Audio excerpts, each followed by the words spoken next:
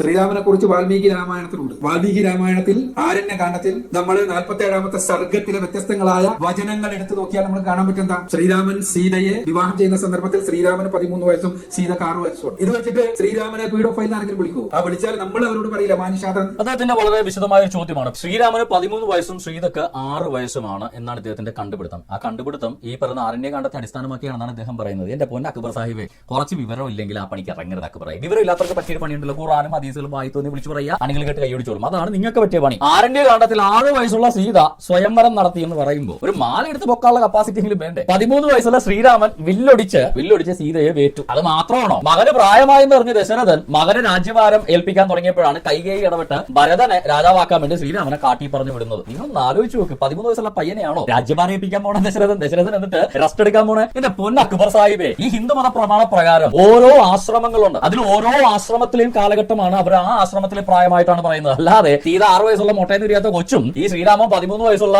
മീശ വളക്കാത്ത പയ്യനും അല്ല. രാജ്യഭാരം ഏൽക്കുന്ന അയോധ്യയുടെ രാജാവായിട്ട് ദശരഥൻ അപ്പൻ മകനിലേക്ക് രാജ്യഭാരം കൈമാറുന്ന ആ ഒരു യുവരാജാവായിട്ട് വാഴിക്കപ്പെട്ട ശ്രീരാമന് 13 വയസ്സുള്ള മീശ മുളക്കാത്ത പയ്യനായിരുന്നു എന്നൊക്കെ അക്ബർ സാഹിബ് പറയണമെങ്കിൽ ഇങ്ങനെയുള്ള വിവരം ഓരോ ആശ്രമത്തിൽ പ്രവേശിക്കുമ്പോഴും അവിടെ മുതലുള്ള പ്രായം പറയുന്ന ഒരു രീതി ഈ പറയുന്ന ഹിന്ദുമത പ്രമാണ ഗ്രന്ഥങ്ങളിലുണ്ട്. ചില ഗ്രന്ഥങ്ങളിനകത്ത് കൃത്യമായ ജനന വയസ്സും കൃത്യമായിട്ട് പറഞ്ഞിട്ടുണ്ട്. അവിടെയൊക്കെ ശ്രീരാമന് 20-ലധികം വയസ്സും സീതക്കും ഏകദേശം അതിൽ 20-നടുത്ത വയസ്സ് പ്രായമാണ് വിവാഹ പ്രായമായിട്ട് പറഞ്ഞിട്ടുള്ളത്. ഈ അക്ബർ പറഞ്ഞ പോലെ ശ്രീരാമന് 13 വയസ്സും സീതക്ക് 8 വയസ്സും ഉണ്ടെന്ന് അള്ളാഹു നേരിട്ട് കൊടുത്ത അറിവാണെന്ന് തന്നെ ഇരിക്കട്ടെ. മുഹമ്മദ് കല്യാണം കഴിച്ചപ്പോൾ 53 വയസ്സുള്ളപ്പോൾ എത്ര വയസ്സുകാരിയെ? വെറും 6 വയസ്സുള്ള ആയിഷയെ. മൊത്തം പ്രായ വ്യത്യാസം എത്ര? 47 വയസ്സ് പ്രായ വ്യത്യാസം. അതെ, 13 വയസ്സുള്ള ശ്രീരാമനാണ് സീതയെ കെട്ടിയത്. അല്ലാതെ സീതയേക്കാൾ 47 വയസ്സ് മൂത്ത ശ്രീരാമന്റെ അപ്പൻ ദശരഥനല്ല സീതയെ കെട്ടിയത്. മുഹമ്മദിനെ പിഡോഫീൽ എന്ന് വിളിക്കുന്ന പോലെ എന്തുകൊണ്ട് ശ്രീരാമനെ വിളിക്കാൻ സാധിക്കില്ല എന്നാണ് ഇദ്ദേഹം ചോദിക്കുന്നത്. വളരെ ന്യായമായ ചോദ്യമാണ്. മത ബിംബങ്ങൾ വിമർശിക്കപ്പെടുമ്പോൾ മുഹമ്മദിന് മാത്രം ഒരു പ്രത്യേക നിയമം, ശ്രീരാമന് വേറെ നിയമമൊന്നുമില്ല. എല്ലാവരും ഒരേപോലെ വിമർശിക്കപ്പെടണം. അതാണല്ലോ അതിന്റെ ഒരു നീതിശാസ്ത്രം. നമുക്ക് ആ ഒരു രീതിയിൽ തന്നെ ശ്രീരാമനും മുഹമ്മദും പിഡോഫിൽ ആണോ അതോ രണ്ടുപേരും പിഡോഫിൽ അല്ലേ നമുക്കൊന്ന് പരിശോധിച്ച് നോക്കാം. പിഡോഫിലിയ എന്നതിന്റെ ഡെഫിനിഷൻ തന്നെ എന്താ?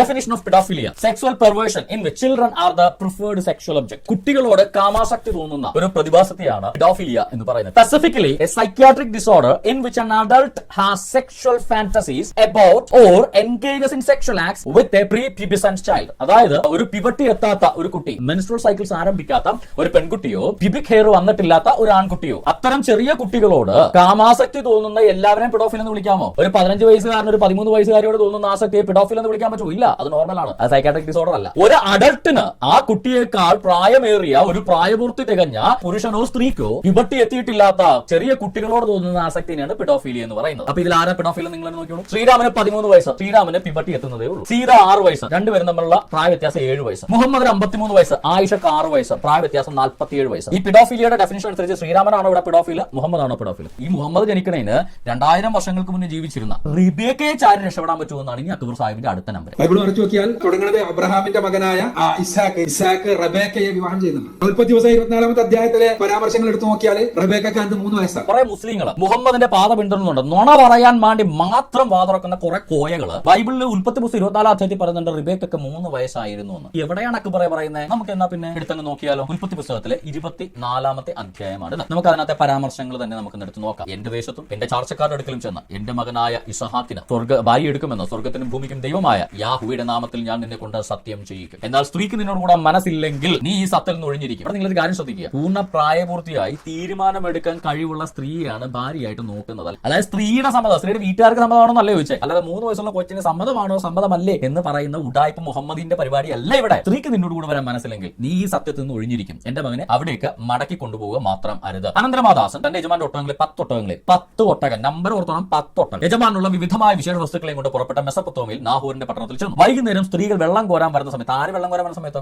സ്ത്രീകൾ. അല്ല, നഴ്സറി പിള്ളേർ നഴ്സറി പോകുന്ന സമയത്തല്ല. വൈകുന്നേരം സ്ത്രീകൾ വെള്ളം കോരാൻ വരുന്ന സമയത്ത് അവൻ ഒട്ടകങ്ങളെ പട്ടണത്തിന് പുറത്ത്, എത്ര ഒട്ടകം? 10 ഒട്ടകങ്ങളെ പട്ടണത്തിന് പുറത്ത് ഒരു കിണറ്റിനരികെ നിർത്തി പറഞ്ഞു എന്തെന്നാൽ, എന്റെ യജമാനായ അബ്രഹാമിന്റെ ദൈവമായ യഹോവയെ, എന്റെ യജമാനായ അബ്രഹാമിനോട് കൃപ ചെയ്ത് ഇന്ന് തന്നെ കാര്യം സാധിപ്പിച്ചു തരണമേ. ഇതാ ഞാൻ കിണറ്റിനരികെ നിൽക്കുന്നു. ഈ പട്ടണക്കാരുടെ കന്യകമാർ, വിവാഹം കഴിയാത്ത പെൺകുട്ടികൾ വെള്ളം കോരുവാൻ വരുന്നു. നിന്റെ പാത്രം ഇറക്കി എനിക്ക് കുടിപ്പാൻ തരയണമെന്ന് ഞാൻ പറയുമ്പോൾ കുടിക്കാം. നിന്റെ ഒട്ടകങ്ങൾക്കും കുടിപ്പാൻ കൊടുക്കാമെന്ന് പറയുന്ന സ്ത്രീ തന്നെ നിന്റെ ദാസനായ ഇസഹാക്കിനെ നിയമിച്ചവളായിരിക്കട്ടെ. പുള്ളി ഒരു അടയാളം ചോദിക്കുക ദൈവമായിട്ട്.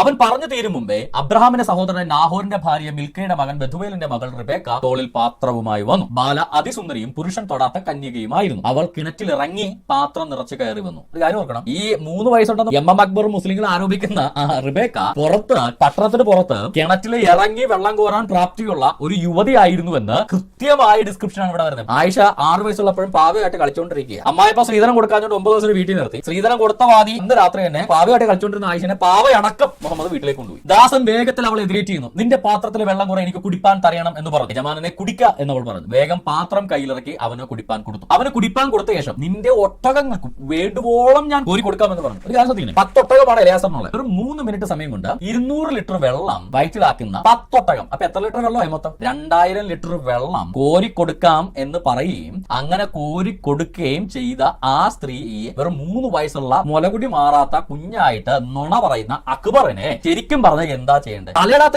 എന്ന് പറഞ്ഞ പശുവിന്റെ ചാണകമാണെങ്കിൽ പോലും ഇതിനേക്കാൾ വിവരം ഉണ്ടായിരുന്നു അക്ബറിന്. റിബേക്കയുടെ വയസ്സ് ഈ 24-ാം അധ്യായത്തിൽ എവിടെയെങ്കിലും ഒന്ന് കാണിച്ചു തരാവോ? ഇല്ല. റിബേക്കയുടെ വയസ്സ് കൃത്യമായിട്ട് ബൈബിളിൽ പറഞ്ഞിട്ടില്ല. പകരം പറഞ്ഞേക്കുന്നത് എന്താണ്? അവളുടെ പ്രായം ഏതായിരുന്നു എന്ന് അവളുടെ പ്രവൃത്തികളിൽ നിന്ന് ഊഹിക്കാനുള്ള കൃത്യമായ ഡിസ്ക്രിപ്ഷൻ ഈ റിബേക്ക എന്ന യുവതിയെ കുറിച്ച് പറഞ്ഞിട്ടുമുണ്ട്. ആ ഡിസ്ക്രിപ്ഷൻ വളരെ ക്ലിയർ ആണ്. റിബേക്ക ഒരു യുവതിയാണ്. അന്നത്തെ സാമൂഹിക നിയമം അനുസരിച്ചിട്ടുള്ള കല്യാണമാണ് രാമാനുജന്റെ വിവാഹം. അതുപോലെ തന്നെ നമ്മളിപ്പോൾ മുമ്പോട്ടെടുത്ത അംബേദ്കറുടെ വിവാഹം, അതുപോലെ തന്നെ മുമ്പോട്ടെടുത്ത ശ്രീരാമന്റെ വിവാഹം, അല്ലെങ്കിൽ അതുപോലെ തന്നെ മുമ്പോട്ടെടുത്തു കഴിഞ്ഞാൽ ഈ പറയുന്ന ശ്രീരാമകൃഷ്ണ പരമഹംസരുടെ വിവാഹം.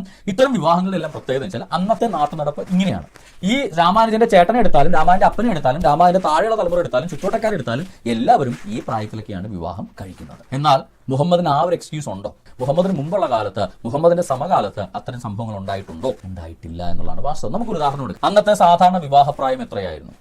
മുഹമ്മദിന്റെ വാപ്പയും ഉമ്മയും 20 വയസ്സുകൾ, 20-നടുത്ത് പ്രായമുള്ള രണ്ടുപേരും പ്രായ വ്യത്യാസം ഏകദേശം സെയിം, 1 വയസ്സ് മാത്രം പ്രായ വ്യത്യാസം. അടുത്ത തെളിവ് ആയിഷയുടെ സ്വന്തം ചേച്ചി അസ്മയും സുബൈറും, അസ്മ ബിൻത അബൂബക്കറും സുബൈറും നമ്മൾ വിവാഹം 27ഓളം വയസ്സുള്ള രണ്ടുപേർക്കും സമപ്രായം. അടുത്തത് മുഹമ്മദിന്റെ സ്വന്തം മോള് ഫാത്തിമ 19ഉം 24ഉം വയസ്സുള്ളപ്പോൾ രണ്ടുപേരും തമ്മിൽ ആകെ 5 വയസ്സിന്റെ പ്രായ വ്യത്യാസം. ഒന്ന് ആലോചിച്ച് നോക്കുക, എത്രത്തോളം ഡെവലപ്ഡ് ആയിരുന്നു മുഹമ്മദിന് മുമ്പുള്ള ജീവിതക്രമം, മുഹമ്മദ് ഇസ്ലാം കൊണ്ടുവരുന്നതിന് മുമ്പുള്ള ജീവിതക്രമം, മുഹമ്മദ് ഈ ശൈശവ വിവാഹങ്ങൾ കൊണ്ടുവരുന്നതിന് മുന്നേയുള്ള ഇവര് ജാഹിലിയ അന്ധകാരത്തിന്റെ യുഗം എന്ന് വിളിക്കുന്ന അറബി നാട്ടിലെ ഏറ്റവും ഉന്നതമായ സംസ്കാരത്തിനെ തച്ചുടച്ചു കളഞ്ഞിട്ടാണ് സമപ്രായക്കാരായ 20 വയസ്സുള്ള യുവതി യുവാക്കൾ വിവാഹം കഴിക്കുന്ന അറേബ്യൻ നാട്ടിലെ ഉന്നതമായ സാംസ്കാരിക പാരമ്പര്യത്തെ ഒന്ന് കുഴിച്ചു മൂടിയിട്ട് 53 വയസ്സുള്ള അപ്പാപ്പൻ 6 വയസ്സ് വരെ കെട്ടുന്ന പ്രസ്ഥാനം ഇസ്ലാം മതം എന്ന പേരിൽ കൊണ്ടുവന്ന ആളുടെ പേരാണ് മുഹമ്മദ് എന്ന